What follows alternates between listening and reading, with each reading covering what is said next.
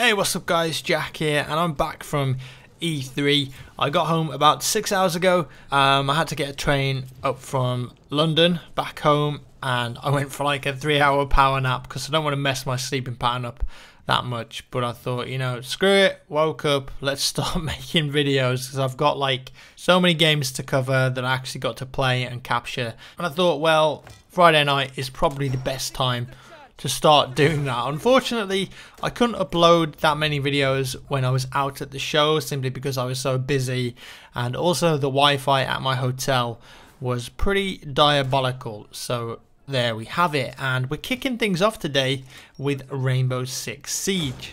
And this is some brand spanking new gameplay. Got some hands-on time with the PvP and also the new revamped Terror Hunt mode, which is PvE.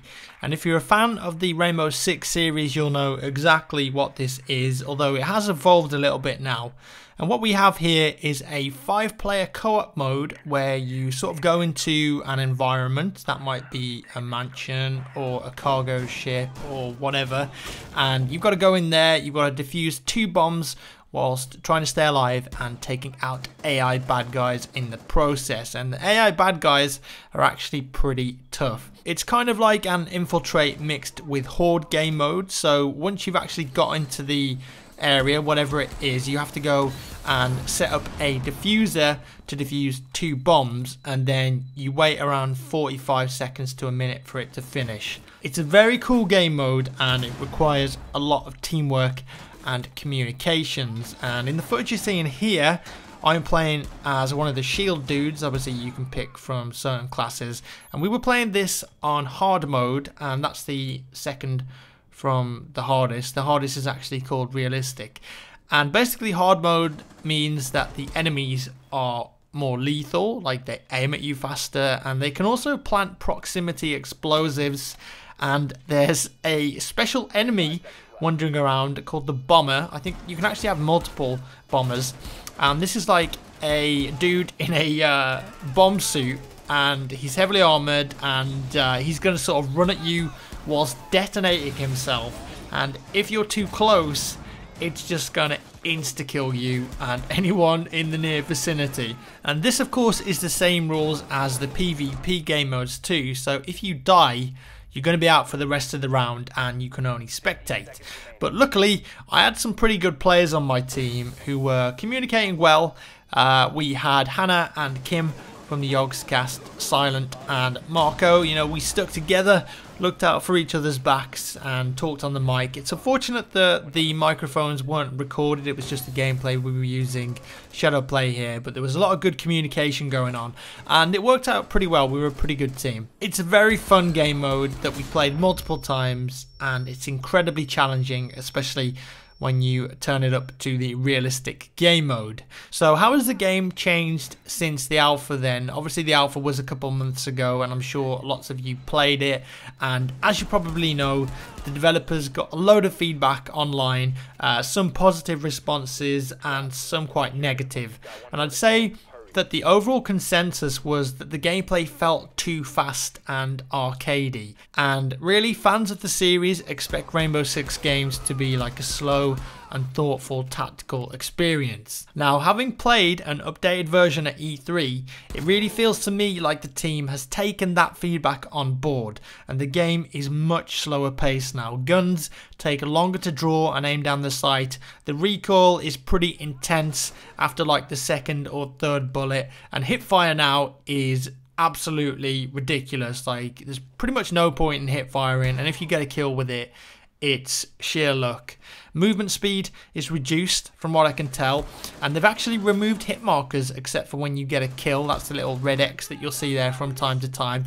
So that means no more fishing through walls for targets with full auto fire, you know, seeing if you can get a hit marker and then you know someone's in the room. You can't do that anymore. They've also added this little contextual HUD marker that you can place in the level. I think it was Z on the keyboard, and that sort of acts as a way to inform your teammates of your intended target, or maybe maybe to quickly call out a on-the-fly tactic. And it started to feel like that slow and tactical experience with occasional flourishes of gunfire that really get your heart racing. And apparently there's 11 maps in total, so plenty of maps to play on here. And I'm really hoping that there's multiple types of Terror Hunt mode too, because I'd love to play this solo or with a team to see if we can like go in there and eliminate all of the threats within a set time limit, or maybe assassinate a VIP without being detected, because I think there's a lot of scope here for additional co-op game modes, as well of course as PvP content such as game modes like King of the Hill and Bomb Defusal.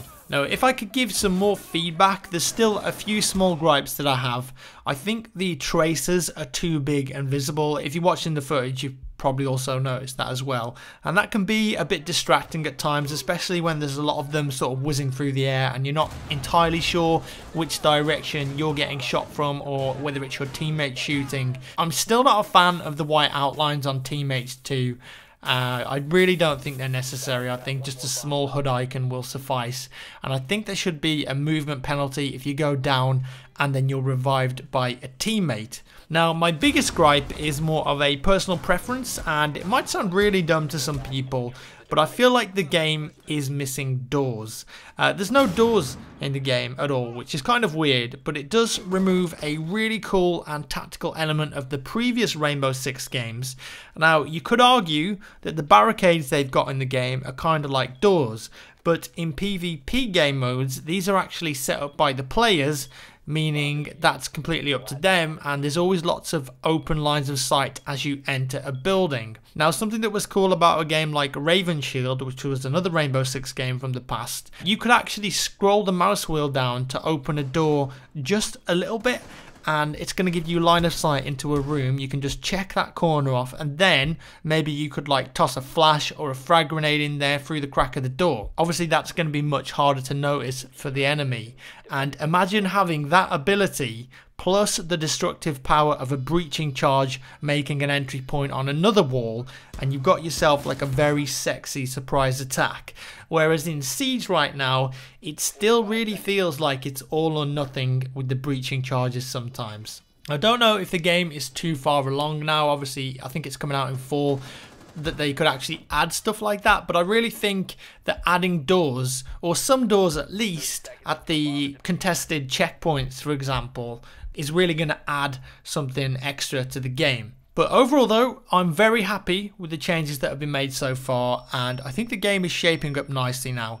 And having spoke with Chase, who's one of the community managers, the team is still looking for a lot of feedback and impressions on the game, and they're listening intently to it, which is always good to hear. So there we have it. Let me know your thoughts down in the comments below. Do you think the improvements they've made are a step in the right direction, or do you feel like they maybe need to go a bit further with the game? I'm going to let the rest of the footage play out now, as there's some really cool assault rifle play in here. As always, thanks for watching. There's plenty more E3 content coming up. As I said, the rest of the footage is going to play now. Enjoy. You must locate and defuse a bomb.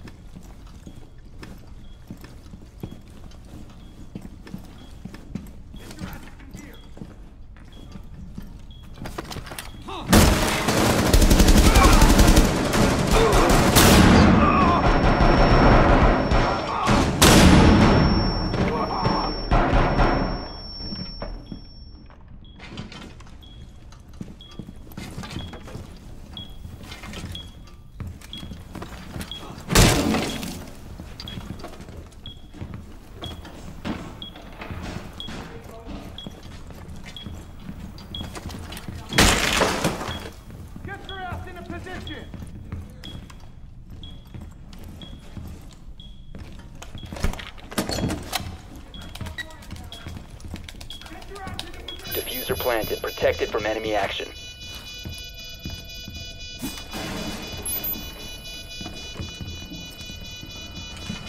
Shots fired on the second floor!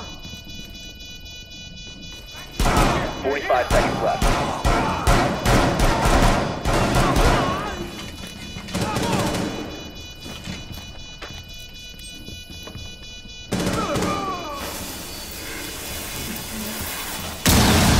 Seconds remaining in bomb defusal cycle.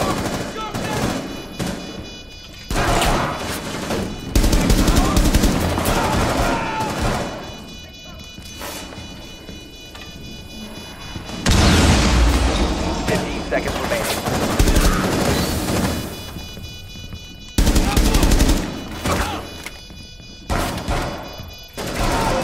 Bomb defused in 5 seconds. Defuse bomb. Another bomb to defuse it.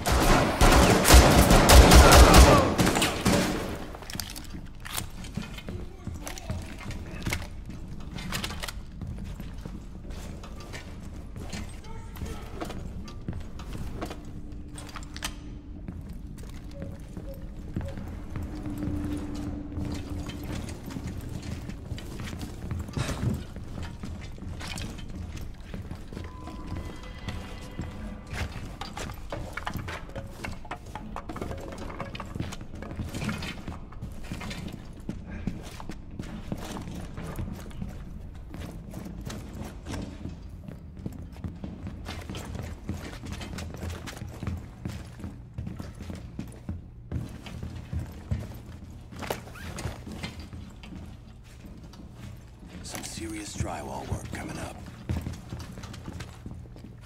Take cover from the top.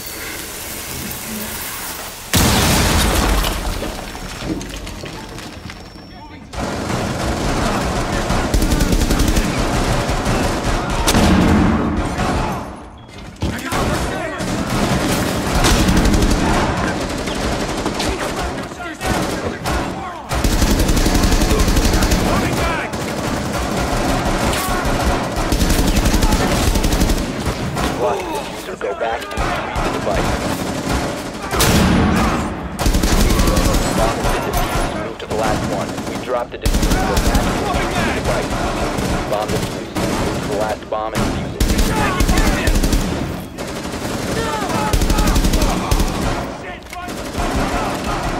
Diffuser dropped. We need to secure the device. You've got one more to go.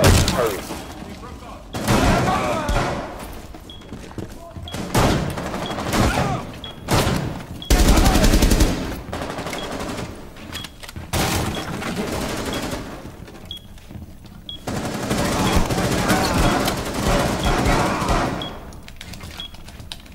Diffuser planted. Defended from enemy action.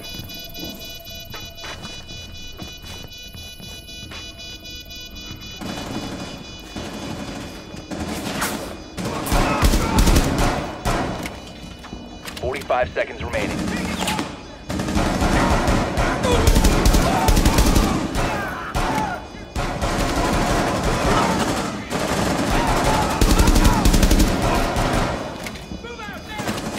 Bomb will be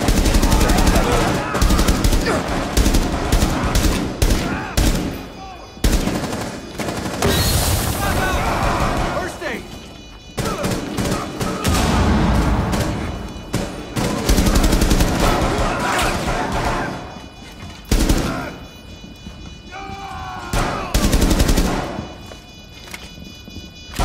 5 seconds left until the bomb is defused.